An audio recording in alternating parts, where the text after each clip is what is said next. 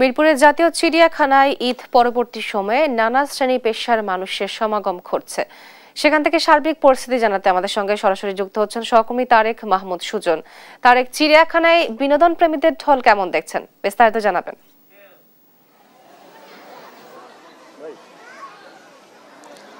তো যেমনটি জানেন, ঈদের পঞ্চম দিনেও কিন্তু আজকে রাজধানীর যে বিনোদন কেন্দ্রগুলো, বিশেষ করে এই মিরপুর জাতীয় চিড়িয়াখানায় কিন্তু আমরা সকাল থেকেই ভিড় লক্ষ্য করছি এবং মানুষজন কিন্তু ভিতরে ঢুকে তাদের যে বাচ্চাদেরকে নিয়ে সেই চিড়িয়াখানার বিভিন্ন পশু পাখি এবং প্রাণীদের সঙ্গে বাচ্চাদের পরিচয় করে দিচ্ছে।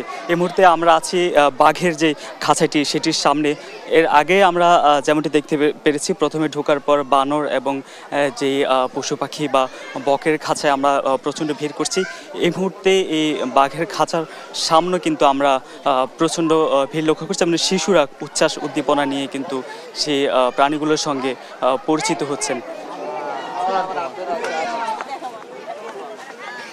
আমরা যদি একটু একজনের সঙ্গে কথা বলি, দর্শনার্থীর সঙ্গে, এখানে আসছেন, কেমন লাগছে? বাচ্চাদেরকে নিয়ে আসছেন? ফ্যামিলি নিয়ে আসছি, খুব ভালো লাগতেছে।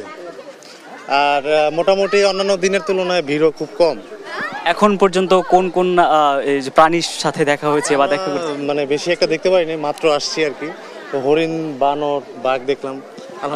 যেমনটি বলছেন যে মূলত এই সময়টিতে কিন্তু মানুষজন ভিতরে ঢুকছেন এবং একই সঙ্গে আস্তে আস্তে সবগুলো খাঁচার বা যে প্রাণীগুলো আছে সেগুলো দেখছেন।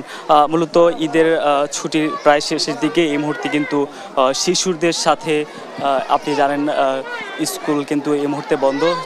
তো অন্যান্য সময় কিন্তু স্কুল বন্ধ থাকলেও হোম টিউটর থাকে, সেই কারণে কিন্তু বাচ্চাদেরকে নিয়ে এসে যে এত সময় নিয়ে প্রাণীদের সঙ্গে পরিচয় করে দেওয়া, এটা খুব বেশি একটা সম্ভব হয় না। আমরা অভিভাবকদের সঙ্গে কথা বলেছি, এই জন্যই মূলত তারা এই মুহূর্তে তাদের যে বাচ্চাদেরকে চিড়িয়াখানায় নিয়ে এসেছেন। আমরা আরও কয়েকজনের সঙ্গে যদি একটু কথা বলি, একজন শিশুর সঙ্গে যদি কথা বলি,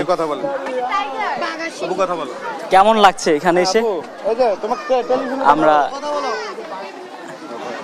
কেমন লাগছে এখন পর্যন্ত? ভালো লাগছে, বলো বলো বলো। ভালো লাগছে। এখন পর্যন্ত কি কি দেখেছেন আপনি? আমি বেশি কিছু দেখিনি, এখনো কেবল ঢুকলাম। গো বলো। আমরা দেখছি অভিভাবকরা কিন্তু শিশুদেরকে নিয়ে ঘুরে ঘুরে অভিভাবকদের কোলে চেপে কিন্তু এই বিভিন্ন যে প্রাণী সেগুলোর সঙ্গে তারা পরিচিত হচ্ছেন।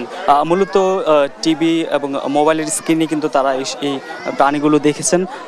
এই মুহূর্তে আমরা দেখছি কিন্তু বাঘের খাঁচাটির সামনে কিন্তু প্রচণ্ড ভিড়, মানুষজন কিন্তু এসে এইখানে দাঁড়াচ্ছেন এবং বাচ্চাদেরকে নিয়ে কিন্তু ভিড়ে জড়িয়ে কিন্তু অনেকে উকে দিয়ে দেখছেন। তো মূলত কয়েকজন বাচ্চার সঙ্গে কথা বলেছি, অনেকে এই প্রথমবার হয়তো এই বাঘ হতে শুরু করে অন্যান্য যে প্রাণীগুলো সেগুলোর সঙ্গে পরিচিত হচ্ছেন। তো আমরা এর আগে লক্ষ্য করেছি যে মানুষ এই মুহূর্তে কিন্তু ভিতরে ঢুকছেন এবং কয়েকটি খাঁচা অতিক্রম করে কিন্তু তারা সামনের দিকে যাচ্ছেন। তো এ ছিল রাজধানীর জাতীয় চিড়িয়াখানা থেকে আমার কাছে সর্বশেষ তোয়া। মিরপুরের জাতীয় চিড়িয়াখানায় ঈদ পরবর্তী সময়ে নানা শ্রেণী পেশার মানুষের সমাগম ঘটেছে। এ বিষয়ে বিস্তারিত জানাচ্ছিলেন আমাদের সহকর্মী তারেক মাহমুদ সুজন।